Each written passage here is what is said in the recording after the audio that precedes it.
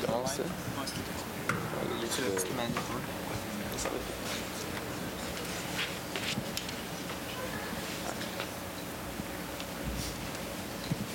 Bonjour, je m'appelle Olivier Rousseau. Je suis un étudiant en informatique. Je suis aussi un passionné en informatique. Moi, j'ai remarqué que chez les étudiants, il y a une problématique qui est que c'est difficile d'acquérir de l'expérience dans le domaine qui nous passionne. Il n'y a pas d'endroit ou de ressources qui nous permettent d'aller trouver des contrats, d'aller trouver des projets où on peut développer nos compétences tout en gagnant de l'argent.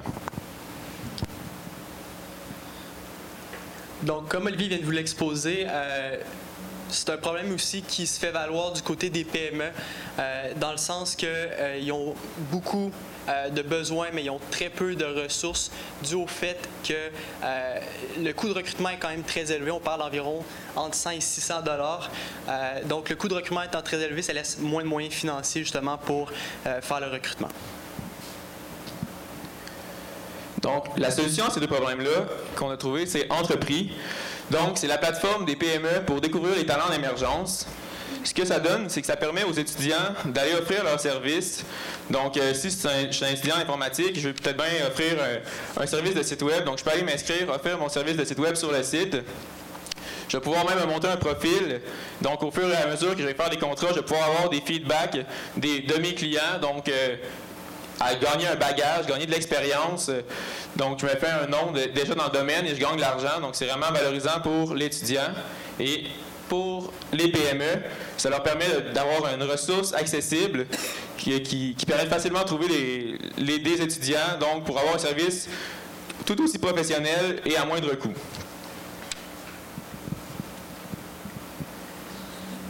Donc, nous, on a fait un petit sondage, c'est ce week-end, puis on a sondé environ 30 PME. Comme vous pouvez le constater, ça a été fait ce matin entre 6h et 9h. Donc, on a eu environ, je pense que c'est 18 réponses environ. Le feedback est quand même généralement bon. La quasi-totalité des PME sont prêtes à payer pour avoir accès à une banque de données qui va leur permettre d'avoir accès à des candidats rapidement et facilement. Donc, le marché qu'on vise, c'est évidemment le Canada, les États-Unis, l'Europe. Ça totalise au total environ 30 millions d'étudiants, 48 millions de PME. Donc, c'est un marché quand même, on parle quand même d'une assez belle grosseur de marché. Donc, nous, on va lancer la plateforme bêta au mois de février. On s'attend à avoir environ 250 utilisateurs au lancement. Au bout de 3 ans, on s'attend à avoir atteint, selon nos projections, 550 000 utilisateurs.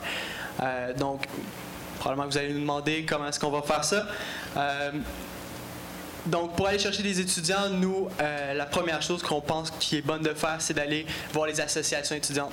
Les associations étudiantes, c'est quelque chose, c'est un modèle établi à grandeur de la planète. Toutes les universités ont des associations étudiantes, puis donc, en allant voir ces associations-là, en leur donnant un incitatif financier, généralement, les associations étudiantes sont assez réceptives à nous donner accès à un mailing list où est-ce qu'on va pouvoir justement envoyer un courriel aux étudiants pour qu'ils viennent créer des profils sur notre plateforme. Du côté des PME, on va offrir en primeur notre outil justement au CLD, au Centre de formation professionnelle, au SAGE Entrepreneuriat Laval. Donc, Entrepreneuriat Laval, d'ailleurs, c'est la conseillère Manon Lortie qui a soulevé le problème justement de les PME qui avaient de la difficulté à trouver de la main-d'œuvre moins coûteuse. On sait que généralement, les PME n'ont pas nécessairement les moyens de payer 12 000 $ pour un site Internet, donc les étudiants sont une bonne option. L'objectif, c'est de bâtir une masse critique d'utilisateurs, c'est d'aller chercher le plus d'utilisateurs possible pour après ça passer à la monétisation du site Internet. Donc, quand on parle de la monétisation, nous, on a 3 façons de monétiser ça. La première étant la certification premium des utilisateurs qui vont en fait leur garantir, leur fournir des outils pour mieux utiliser notre plateforme. Par la suite, on pense, vu le sondage qu'on a fait, les PME sont définitivement prêtes à payer pour avoir accès justement à une banque de données d'étudiants. Donc, avec ça, on va être capable de les faire payer pour avoir des profils plus détaillés de la rétroaction des anciens utilisateurs pour ce qui est des PME. La troisième chose, et non la moindre, le pay-per-click. Donc, évidemment, quand une PME vient sur notre site pour chercher un candidat, il va sortir en résultat de recherche, puis le pay-per-click va leur permettre justement de se mettre en valeur dans le résultat de recherche. Donc, nos compétiteurs, évidemment, vous allez nous dire que les compétiteurs, il y en a beaucoup. Évidemment, c'est les sites comme JobBoom où les employeurs viennent afficher leurs offres d'emploi. Nous, c'est le contraire, c'est les candidats qui viennent afficher leurs compétences. Mais l'avantage compétitif qu'on a, vraiment, c'est qu'on va vraiment cibler un marché qui n'a jamais été ciblé avant par d'autres compagnies. Donc, c'est un besoin qui n'a jamais été comblé avant. Donc, évidemment, on offre un service professionnel. En fait, les étudiants offrent un service professionnel à un moindre coût que les professionnels. Donc, merci de votre écoute. J'aimerais aussi remercier les juges d'être présents aujourd'hui. C'est très motivant pour tout le monde ici, je pense. J'aimerais aussi présenter l'équipe derrière Entrepris. Donc, Francis Santerre, Sébastien Lemieux, Charles Danjou en tant que développeur. Aussi ici, Marc Mercier en tant que développement en affaires. On a aussi un coéquipier qui a dû s'absenter pour urgence à Montréal, Yann Daigneault, qui était aussi en développement d'affaires, et moi-même, Olivier Rousseau, en tant que développeur. Merci. Merci à vous.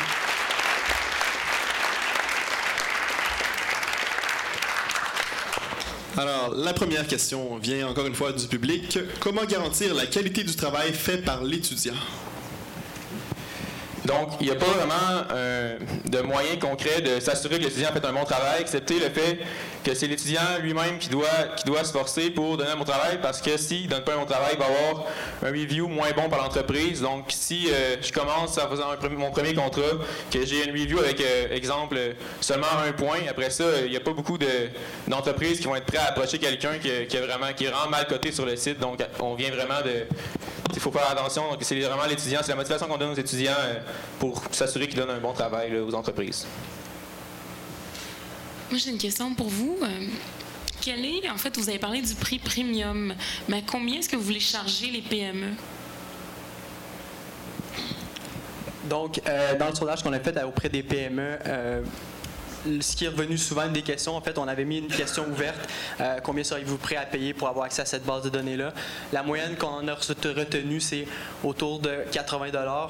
On pense charger autour de 60 $. Je pense que si on fait le moyen... C'est pour 1 an? Ou... En fait, c'est par candidat, par contrat. Si vous voulez, quand ils viennent, ils payent pour avoir accès à la banque de données une fois.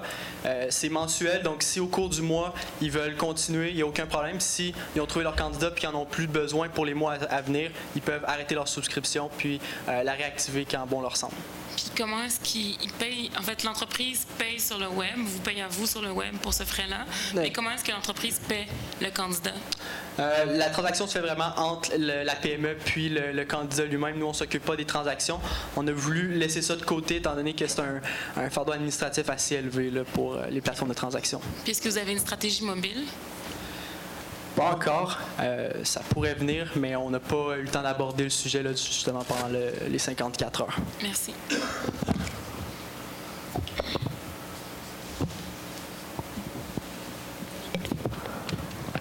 On a vu beaucoup de compagnies dans la slide sur les compétiteurs. Je peux penser aussi à quelques-unes qui font plutôt la même chose. Qu'est-ce que vous pensez qui va vous différencier?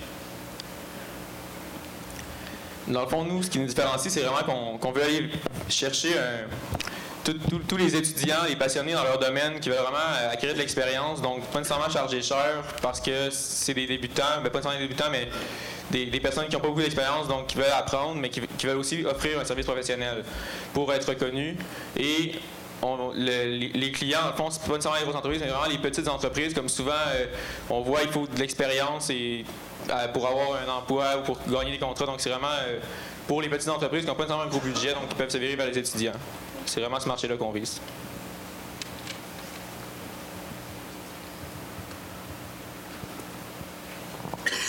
Excellent. Mais merci beaucoup. Félicitations. Merci.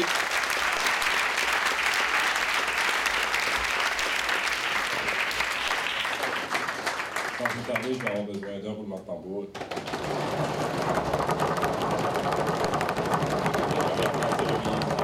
Entrepris.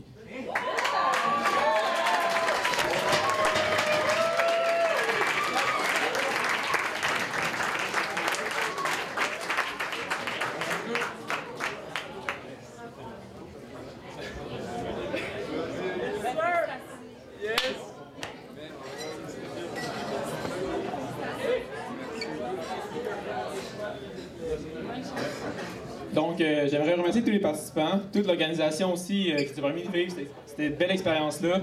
Ça a vraiment été enrichissant, puis je suis vraiment content de voir qu'on croit en notre projet, puis j'espère qu'on va pouvoir aller le pousser le plus loin possible. Donc, merci beaucoup à tout le monde.